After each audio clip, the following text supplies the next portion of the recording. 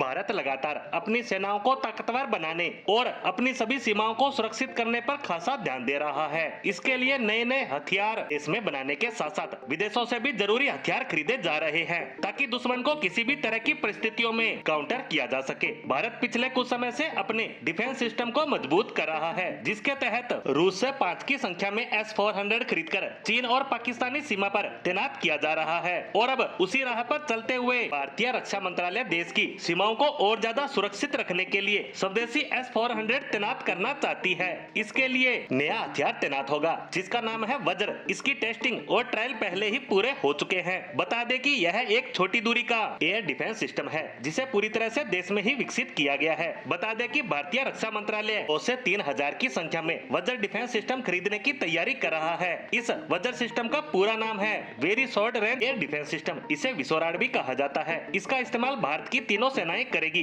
जिसका फायदा ये होगा कि इसकी मदद से दुश्मन के यान, विमान, हेलीकॉप्टर और ड्रोन को मारकर गिराया जा सकता है। बता दें कि इसी साल फरवरी में 2 बार DRDO ने इसका सफल परीक्षण किया है। ओडिशा के तट पर हुई इस टेस्टिंग में इसने सभी मानकों को पूरा किया था। ट्रायल्स कई वर्षों से चले आ रहे हैं। यह एयर डिफेंस सिस्टम रूसी S-400 की तरह ही है। इस मिसाइल की स्पीड एयर डिफेंस सिस्टम के हिसाब से बेहतरीन है। वज्र को जमीन पर मौजूद मेन पोर्टेबल लॉन्चर से दाग सकते हैं, यानी इसे आराम से किसी भी जगह से लॉन्च किया जा सकता है, चाहे वह चीन की सीमा से सटे हिमालय के पहाड़ हो या फिर पाकिस्तान से सटी रेगिस्तानी सीमा। इससे विमान, फाइटर जेट, हेलीकॉप्टर, मिसाइल या ड्रोन को मार सकते हैं। वज्र असल में एक कम दूरी की इंटरसेप्टर मिसाइल है। इस हवाई रक्षा कवच को देश में ही बनाया गया है। इसे बनाने में DRDO की मदद हैदराबाद स्थित रिसर्च सेंटर ने की है। इसमें कई आधुनिक तकनीकें लगी हैं, जैसे dual band IIR seeker, miniature action control system, integrated avionics. इसका propulsion thrust dual thrust solid motor है जो इसे तेज गति प्रदान करता है।